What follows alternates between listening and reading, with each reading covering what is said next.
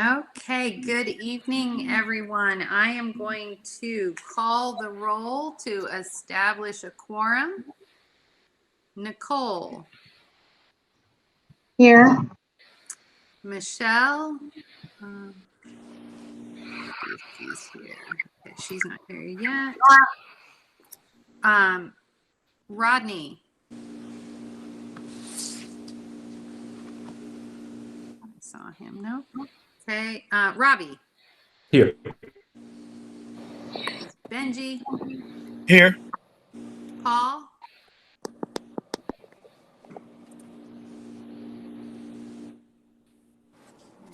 Okay. I see Paul on here, but Paul, you're muted, I think. I'm still having trouble hearing you, but I see that you went off mute, so I know you're here. Jennifer. Here. Jason. Here. Okay, wonderful. Having established a quorum, I hereby call the Neuse Charter School Board of Directors meeting for July 27th, 2021 to order at 6:02 p.m. All right. I am going to go ahead and read our ethics statement. Conflict of interest reminder per North Carolina General Statute 138A-15E. Board members are reminded that it is our duty to avoid conflicts of interest and the appearance of conflicts of interest as we handle the work of this board. Does any member of the board know of any conflict of interest or any appearance of conflict with respect to any matters coming before us at this meeting? If so, please state them for the record. Jane, I have a potential conflict of interest or appearance of a conflict of interest with item 2 on Dr. Blackwell's superintendent report. So I would like to just voice to the group that I will not be participating in that discussion, and I'm going to abstain from voting on that matter as well. Okay, great. Thank you so much for letting us know, Benji. Okay. If during the course of the meeting, anyone else becomes aware of an actual or apparent conflict of interest, please bring the matter to the attention of the chair. It will then be your duty to abstain from participating in discussion on the matter and from voting on the matter. Benji should state what his. I'm sorry, Dr. Carpenter? Okay. Sorry, I thought you said something. Sorry, okay. I was dictating a text to you and forgot to turn my mic off. But no Benji, worries. I'm just saying that Benji should state his conflict when you get to that agenda item for the record. Okay. Okay. Sorry. Thank you for letting us know. No, I appreciate it. Reading and approval of the May meeting minutes. The May meeting minutes, Nicole was not able to join us, or the June meeting minutes rather. Nicole was not able to join us for that meeting, and because of that, we are a little bit behind. We have a couple of people who took meeting minutes, but they're not quite ready for approval yet. So we will be approving the June meeting minutes and the July meeting minutes in August. Okay, so before we go further, and Brad, I'm going to check with you in just a minute to see if there are public comments, people who'd like to make a public comment. But before that, I'd just like to do a couple of quick housekeeping things. First and foremost, I would like to officially welcome our 2 new board members, Jennifer Servey-Roberts and Jason Geip. Thank you so much for joining the board. We're so excited to have you here. We know that you're going to bring a lot of wonderful ideas and fresh perspectives to the board, and Neuse Charter School and our board are both very, very lucky to have you on board with us. So thank you so much for joining us. And I would just also like to officially say congratulations to Dr. Melissa Blackwell, who used to be Dr. Melissa Edwards. I'd like to congratulate her on her marriage. We are all so happy for you and so excited for you. And we know that it'll take a little while for the Neuse Charter community to get used to saying Dr. Blackwell instead of Dr. Edwards, but we are thrilled for you and very excited to change your last name on lots of good things for Neuse Charter School. So congratulations to Melissa. Thank you. Yeah, absolutely. Okay. Brad, is there anyone who has requested to make a public comment? Not at this time. Okay. I know sometimes there's a delay on that, so if that happens, just feel free to interrupt me. Yes, ma'am. Okay, thank you. All right, at this time, I would like to introduce Dr. Ryan Carpenter, who is our board consultant, who's been fabulous. And he is going to do a micro training for us on risk management. So take it away, Dr. Carpenter. All right, thank you, Madam Chair. I just need to figure out how to share that image. Is it the camera button? No. Present, okay. A window, there we go. Oh, look at this old guy using technology here. All right, so as you know, just for the benefit of the new folks, the new board members, welcome. I'm Dr. Brian L. Carpenter, and with my client schools, I do a 10-minute micro training. It's okay. Do you all see on your screen what I see on my screen, the handout? Okay. Yeah. So by the way, Jane put a link to this in the board drive. So if you would like to download a copy of this, just go to your board drive, grab that link, click it, fill out your name and email, and you can download it. Dr. Carpenter, just real quick, yep. Board members, I actually texted that to you because I couldn't figure out how to put it in the board drive. So you got it by text. even better. So, and if I forget, remind me of the benefit of the other benefit of doing that after I get done talking about this. So I don't know if I can, am I able to scroll within this window like I would? I guess not, huh? Doesn't look like I can. So let me do this. All right. So what you're looking at here is a model that I have recently developed. I've been working on a book about how to do charter school risk management planning. There is a lot of good information in the world already existing on the topic of risk management planning for organizations, but it is a lot of it is really not applicable to what charter schools do, and you would have to wade through a lot of stuff that just doesn't apply to the world of charter schools. And so what I need to do here is finish writing this book I'm working on, explaining this model, which I developed to explain how to do it specifically for charter schools. And it's basically just a 6-step model, starting in the upper right-hand corner there, informing where the school leader, in this case, informs herself, her board, and her leadership team about the risks that are common to charter schools, the necessity, elements, and benefits of implementing a systematic risk management program, and your current risk management program gaps. And I'm actually also developing a little assessment tool to help the school leader sort of take a global look at that and see where the gaps are at. And then moving down to the invest stage, you have to build a risk management team, and that's the idea incorporated in this step. People have to develop some knowledge and some competencies, and so I'm in the book I'm describing how you do that. And then you move to the third step, which is actually doing a risk management assessment where you identify your school's vulnerabilities to systemic risks. And the way that we do this in the risk management industry is we use what's called a heat map, which is a vertical and a horizontal axis where you have the likelihood of certain harmful things occurring from low to high. And then you have the magnitude of their impact from low to extreme. And you plot them almost like a scatter plot. And then the things that are in the upper right-hand corner of that heat map, i.e. high risk or high probability and high magnitude of impact, are the things that you would seek to mitigate first. And then you could kind of prioritize your other risks. Once you've done that, you can proceed then to the 6th step, which is to integrate the 4 risk responses, which are to accept, avoid, mitigate, and transfer. You transfer risks like through insurance, you mitigate through things like policies and procedures you avoid just by saying, you know what, we're not going to do that anymore. The last time we hired a convicted bank robber, our school money got stolen, so we're not going to hire convicted bank robbers anymore. So that would be an example of avoiding a risk. And I know that's a ridiculous example, but there was actually a school board president down in Florida who was convicted of arson, which is generally a financial crime, and the board put her on as board president, and she turned around and stole about $30,000 of the school's money. So not as ridiculous of an example as you might think. And accepting a risk, there is no such thing as a zero risk charter school.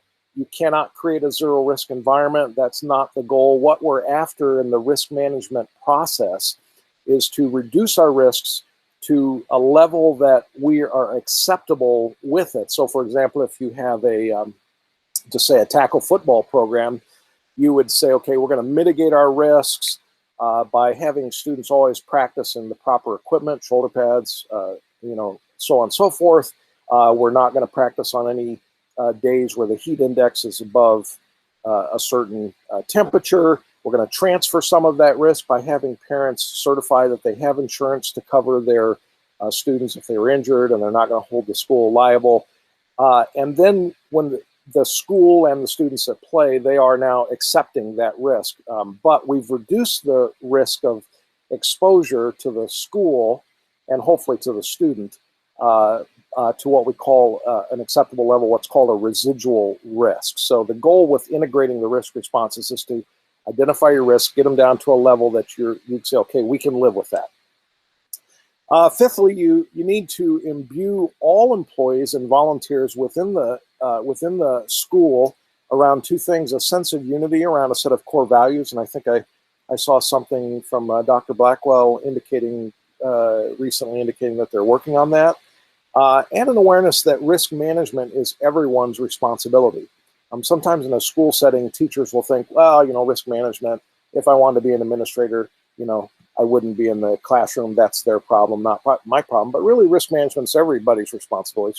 For example, a teacher is probably more likely to become aware of a risk on the playground due to maybe damaged equipment sooner than an administrator might become aware of it. And when everybody in the school understands that risk management is a complete shared responsibility, that creates an environment where people will pick up the phone, send a text, an email, or say to somebody, hey, I noticed today when the kids were climbing on the slide that one of the bolts holding the steps was kind of loose. And then in the sixth step, you would investigate that, all risk-related issues, and more importantly, just as importantly, all allegations of risk-related misconduct, followed by appropriate enforcement action, being as intentionally transparent as you can lawfully be. Well, what does that mean? Well, the last year I was a school leader, 5 or 6 years ago, had a teacher who was making grossly inappropriate remarks to special needs students, offensive, hurtful, I just have no limit the way I could characterize these comments, the things she was saying. And I wasn't aware of it.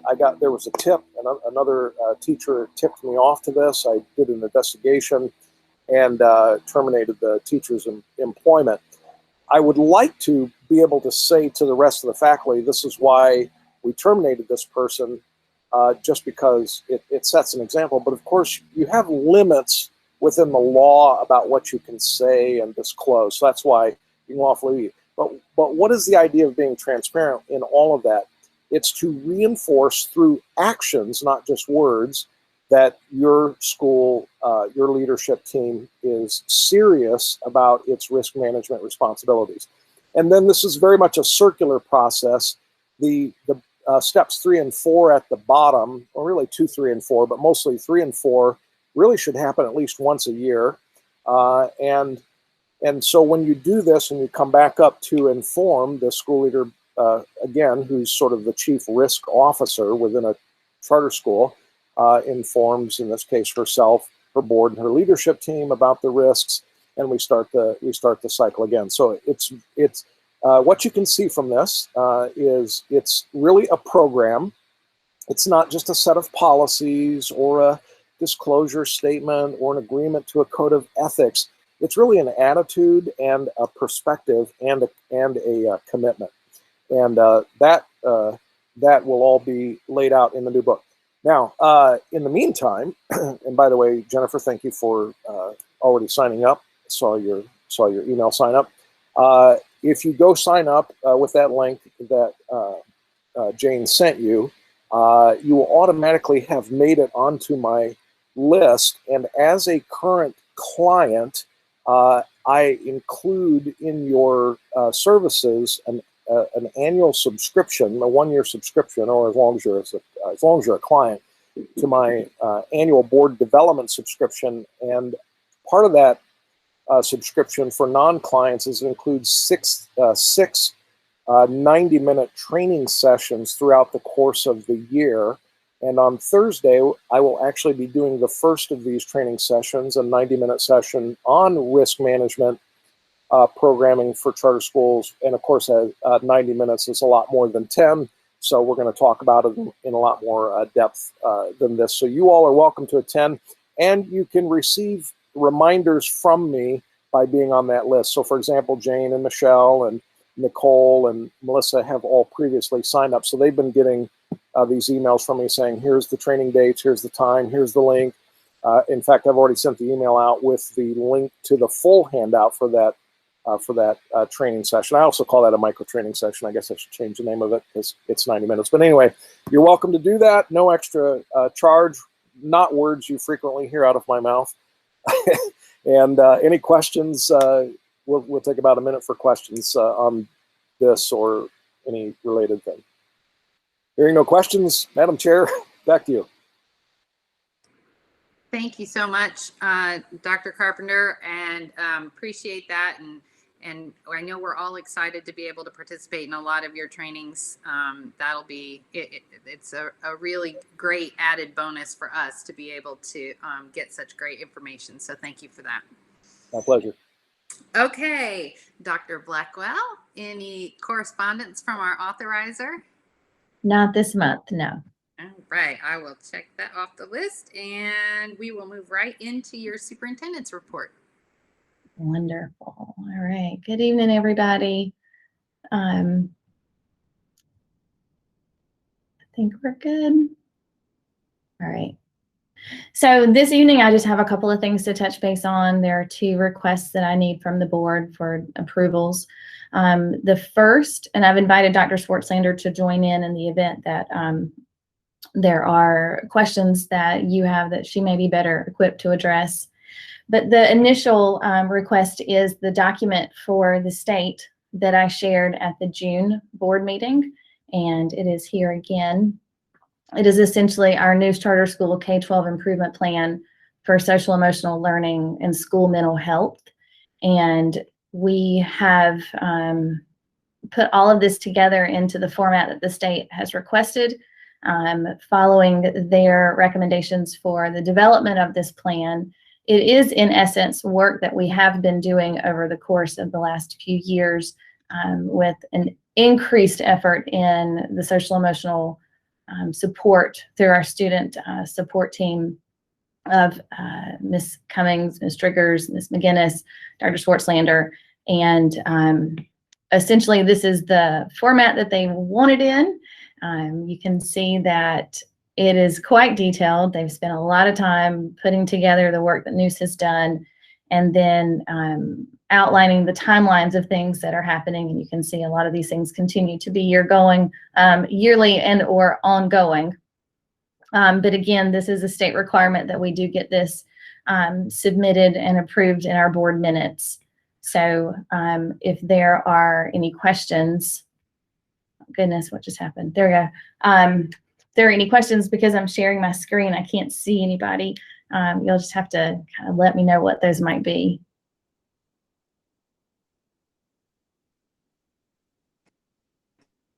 And if there are none, then I would kindly request that the board approve this document so that we may submit it to the state. Motion to approve as presented. Second, Paul. All right. Any discussion? All right, hearing none, I will call the roll. Nicole. Aye. Michelle, I don't think she's joined yet. Okay. Rodney.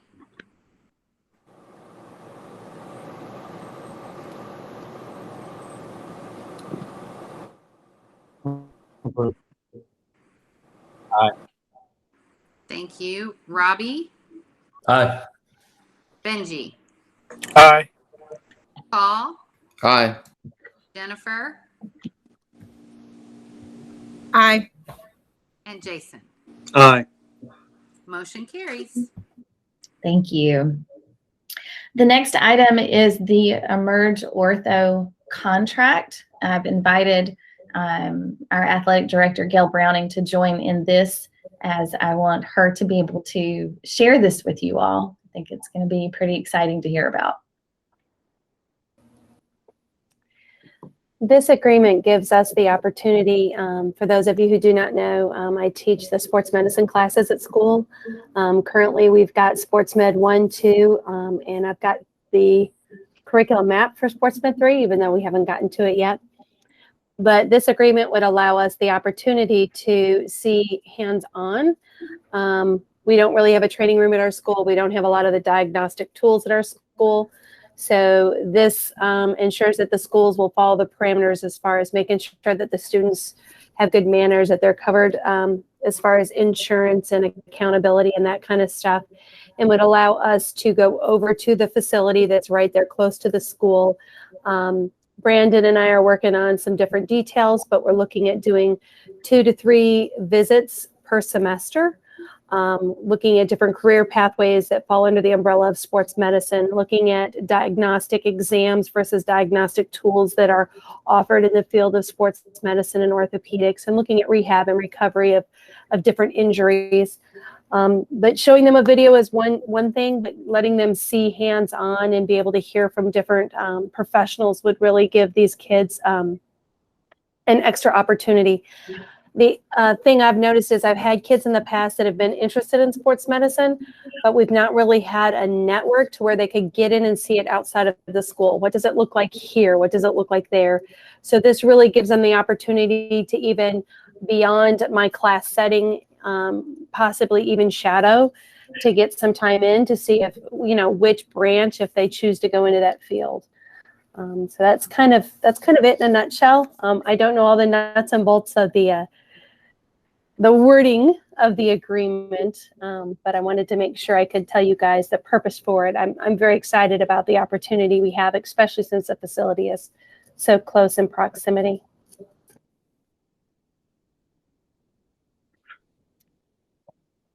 We're excited about it because it's going to give our students another option. Some real life experience is I think critical right now, and as we continue to look at the programs that we have, especially in our high school, and getting our students more experience and exposure to career paths, this is a step in that right direction. So essentially, because this is it's an affiliation agreement, we would consider that a contract, and all contracts must go before the board. We are bringing this to you, seeking approval so that we can provide this opportunity to our students. And Jane, if I may, just like to state the reason that I would like to abstain from this discussion. My Sure. wife is an employee at Emerge Ortho, so I just felt like it was best for me to not participate in this one. Appreciate that, Benji. Thank you for letting us know. I will entertain a motion. Motion so moved to accept this, Robbie. Thank you, Robbie. Second. Second, Paul. Wonderful. Any discussion, questions? Hearing none, I will call the roll for the vote. Nicole. Aye. Rodney. Aye. Paul. Aye. Robbie. Aye. Did you already? I'm sorry. Jennifer. Aye. Jason. Aye. And And motion carries. Thank you so much. Wonderful. Thank you. Okay, moving on to ESSER funding. I mentioned this in June that we did receive the funding. The totals are there. Just to give a quick update on how we are utilizing those funds. We do have to fall within certain categories of use, and those are learning loss, facility repairs, principal and leader resources, supplies, mainly custodial, educational technology, and summer learning. And so we have used the funds to pay for the K-5 reading program that we've acquired, which is Wonders, and the K-5 math program, which is Eureka Math, and the 6-8 reading program, which is Study Sync. We are going to continue to use those funds throughout the course of this school year. The ESSER 2 funds will expire at the September 31st of 2022. ESSER 3 funds will expire September 31st of 2023. So we are being diligent and strategic about how we are using those funds so that we can use them over the course of time. We are also using some of those funds for the outdoor learning spaces. So you'll see improved spaces. And if you haven't been by campus lately, I encourage you to swing by, because a lot of the facilities work that has been done over the summer is almost complete, and it's looking really amazing. I just completely diverted, but I'm going to go back now. The other part is we're going to be looking at new computers for some of our staff members who have older computers, and we are also going to continue to use those funds to increase the number of Chromebooks that we have on campus for our students. And then the other two big areas for expense will be in cleaning supplies and sanitizing, and then covering the cost of summer school for this school year and for next school year. So I just wanted you all to know how we were utilizing those funds. There's a very stringent reporting system with the federal government with these funds, and so we are tracking them to the penny, and so we can remain in compliance with that as well. Moving on to the school year that's coming up very quickly. This week we are holding our Cougar Camps. So we have been able to welcome our rising 8th graders and our rising freshmen. And we had a building full of kindergartners today, and it was so amazing and joyful. And it was wonderful to be able to get them here and have their parents here. The Cougar Camps are really designed for each grade level or groups of grade levels, depending on the size of the RSVPs for people who are coming. But essentially, the students get to go and work in different groups, learning different things about the school year, while the parents get to sit and do an info session with Dr. Swartzlander. And she covers things from carpool to carpool to carpool. And then also, of course, lunches and ins and outs of school, day-to-day operations that's important for families to know. Thursday is our community day from 4 to 7. We will have food trucks and activities for the students. They'll be able to come out here and, along with their families, drop off their school supplies. It'll be completely outdoors. We know it's going to be a little bit warm, but we are encouraging people to plan for that. We're excited to see most of our families come back out and spend some time together. There'll be space for them to sign up for parent ambassadors, and the boosters are going to be here selling some of their Cougar gear, and just hoping that we have a good turnout, and it's a really great way to kick off this school year. Additionally, we will be having our new teacher orientation that morning as well. And then next Monday, all of our staff will return for a week of preparations for the new school year. There will be a lot of trainings around our new curriculum. And on August 9th, all of our students will return, and we will have a full reopening for our K-12 students. At this point, we are 5 days a week, all day. So there's no variation to the school year at this point that has been approved by the state to allow for a virtual or blended option. So we are anticipating We will start regular traditional school year starting on August 9th. And that is all I have for you this evening. Thank you, Dr. Blackwell. Does anybody have questions for Dr. Blackwell about her superintendent report? All right, hearing none, we will move on to our financial report. Benji? Yes, ma'am. The Finance Committee met on 7/14. We reviewed the News Charter School cash balances as well as the June budget. And the June budget also serves as our preliminary full fiscal year report. For the month of June, our total expenses were $707,744.59. Our total revenue was $144,379, leaving us with a deficit of $563,365.59 for the month. For the full year, our total expenses were $7,846,559.09. Our total revenues were $7,964,741.46.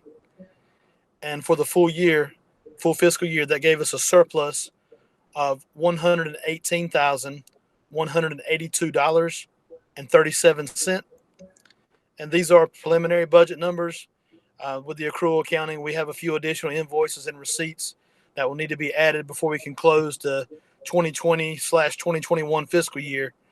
And we have, like I said, a few significant receipts that are waiting. So should have an even better surplus than that. We're anticipating somewhere around $388,000 in surplus for this year. We also discussed how the passage of House Bill 335 would affect us. That House bill established a 30-day time period for the per pupil allocation funds to be transferred back to the school for the use of our students. We discussed that item as well. And last item, wanted to go over the cash account balances. In our operating account, the balance as of 6/30/2021 was $1,074,471.82. In the reserve account, our balance as of 6/30/2021 was $853,226.75. And that gives us a total for all of the cash accounts for the school of $1,999,775.28. And that completes the Finance Committee report. Thank you very much, Benji. Appreciate that. It sounds like we're in a pretty good place, so that's a great thing. Thank you very much for that. Okay, moving on to our standing committees. Executive Committee did not meet. Finance, we just heard from. Academic Affairs did not meet. Resource Development did not meet, correct, Paul? I see you shaking your head. Okay, great. Board Development, Michelle. Just very briefly, Board Development met once this month. We went over the notes that we got back from Attorney Gil Middlebrooks for the bylaws. Some of the questions, though, I don't think were answered, and I think it just may have been some confusion in the way I had noted some things. So we got through most of them. We're going to meet again to go through the rest of the notes, and then what we plan to do is to try and set up a time to meet actually with Gil to talk through some of his suggestions, to kind of ask why and talk through some of those, and clarify some of the questions to try to get some more answers on those. And then for the new board member training, I'll be coordinating with Dr. Carpenter on that, and so more information will be coming out on that. Great. Thank you very much. Strategic Planning did not meet. Robbie, Facilities? Yes, as Dr. Blackwell alluded to, a lot of good things going on campus. So if you get a chance to ride by there, there's a lot of work going on.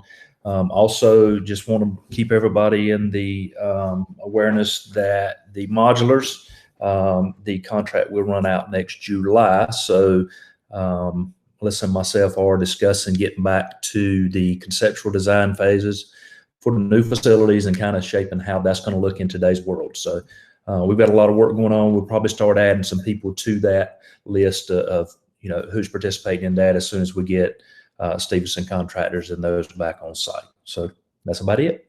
All right. Thank you very much. Quick question, Robbie. That's July 2022. Those contracts expire. Yes. Is that correct? Dr. Blackburn? Yeah. Okay. Okay. So we're good. Thank you, Nicole. You set with minutes. Yep. Okay. All right. Ad hoc committees. Systematic Oversight Calendar Committee. Nicole, any changes to that? No, nothing. Nope. Okay. Policy Committee, Paul, you are now the lone member of that now that Dawn is no longer on the board. Any updates from Policy Committee? Well, that's the case. We had a meeting this month and decided that we had nothing to report then. Great. I appreciate you taking the time to do that, to Sure. meet, to make sure. Exactly. Were all those motions properly recorded there? Yeah, the cat's taking minutes. So sounds about right. Okay, under unfinished business, and Paul, again, the motions log. Did the cat take notes for that meeting as well? No, she's gone on strike because I haven't fed her, but and complaining loud. But yeah, we continue to work on that and inputting that information. So it's quite interesting that some of the things are scanned where you can search and some are not. Right. So a lot of QA/QC going into that. Well, I know it's a huge undertaking, and Yeah. as I say every month, we appreciate that you were willing to do it for us. So thank you so much. Okay, thank you. Yep. And the Evaluation Ad Hoc Committee, we presented in closed session last month, and we'll be presenting again in closed session this month, and then should be able to wrap up the work of that committee to really establish processes for the evaluations for our superintendent. So, all right. That completes unfinished business. We are going to move to new business in a little bit. We'll be discussing COVID protocols for the coming school year in open session. But before we do that, we will be moving into closed session to receive attorney-client privileged communication and advice. So I will entertain a motion to move into closed session for attorney-client privileged advice. I'm going to make a motion to move into closed session for attorney-client privilege advice. Thank you, Paul. Is there a second? Thank you so much, Michelle. Okay.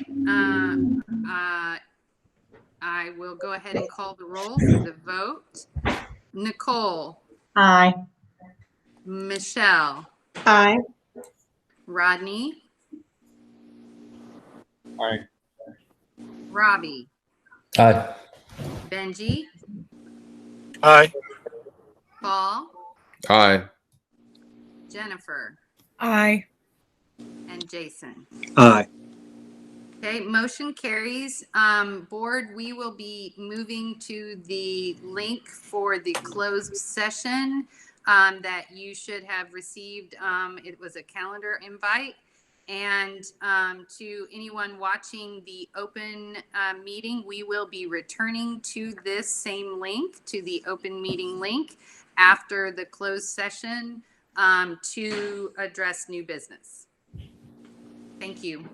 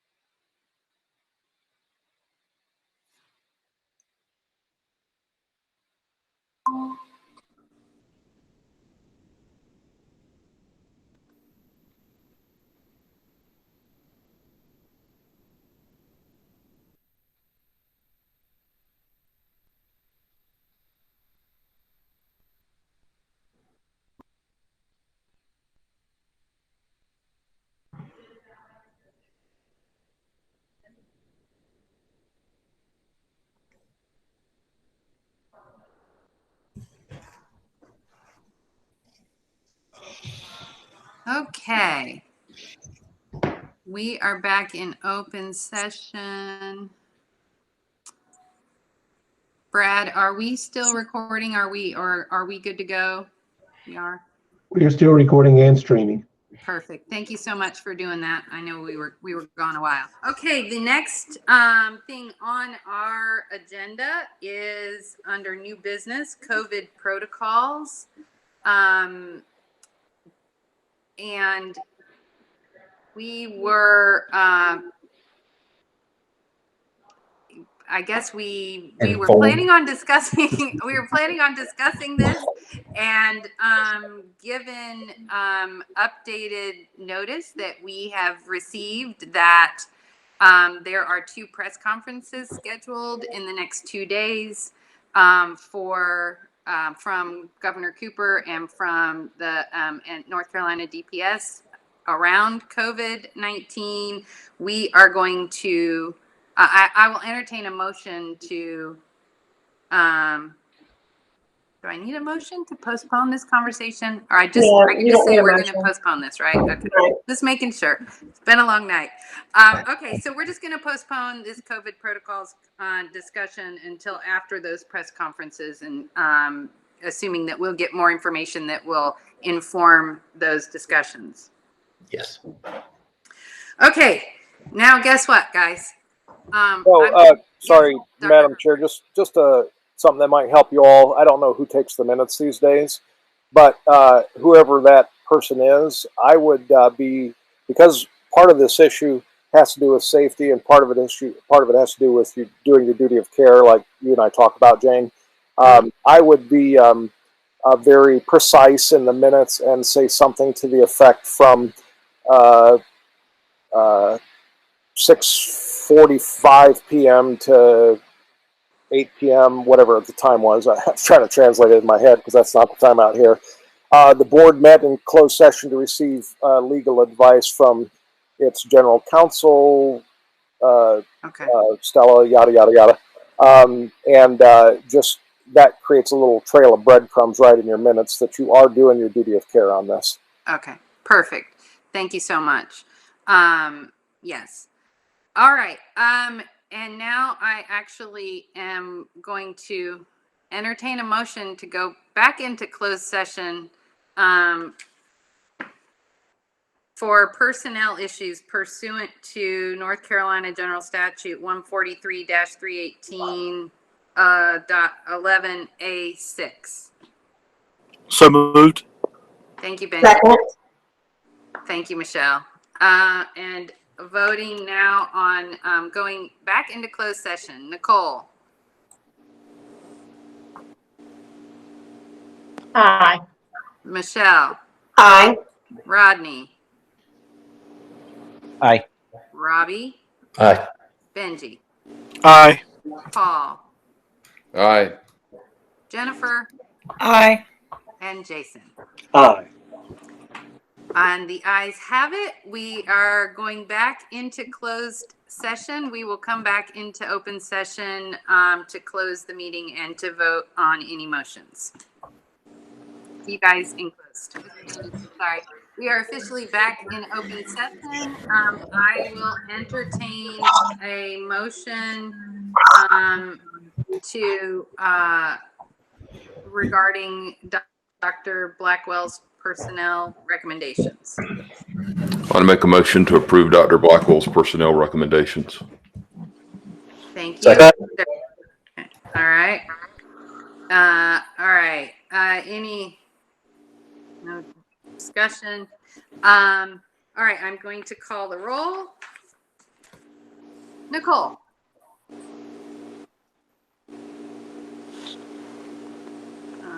Aye. Thank you. Michelle.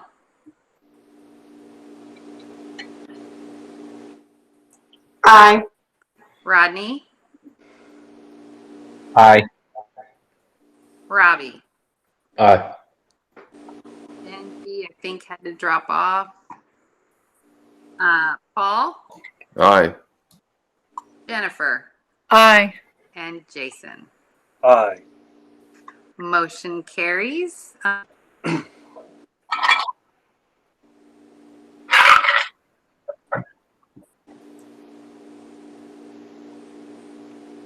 We lost Jane. We lost Jane. Connection dropped off. Well, you can wait a second, or somebody else can. You can just appoint another chair, and you still have. All right, I'll go ahead. I can go Michelle ahead. as vice chair. All right, I'll move on here. Michelle, you will make that motion? Well, Jane has joined now. Sorry, I don't know what happened. I got disconnected. It's par for the course tonight. Okay, that motion carried. By the way, and I'll say that after I dropped. And now I'll entertain a motion about the ad hoc evaluation committee recommendations.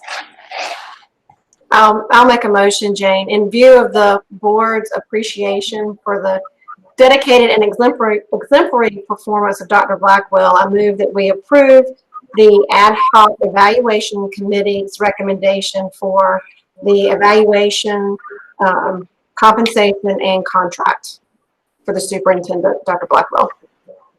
Thank you. Is there a second? Second. Okay. Any discussion? Hearing none, I will call the roll. Nicole. Aye. Michelle. Aye. Rodney. Aye. Robbie. Aye. Benji's not here. Paul. Aye. Jennifer. Aye. Jason. Aye. And as chair, I would like to also vote aye, just to reinforce what Michelle said in her motion. And the motion unanimously carries. So we appreciate everything that she has done, and appreciate the length of time that all of you have been here tonight. So with that being said, I will say that we having completed everything that was on the agenda for tonight's meeting, I hereby adjourn this News Charter School Board meeting at 8:54 p.m. on July 27th, 2021. Thank you all. Have a good night. Get some food, get some rest. Bye. Bye. Bye.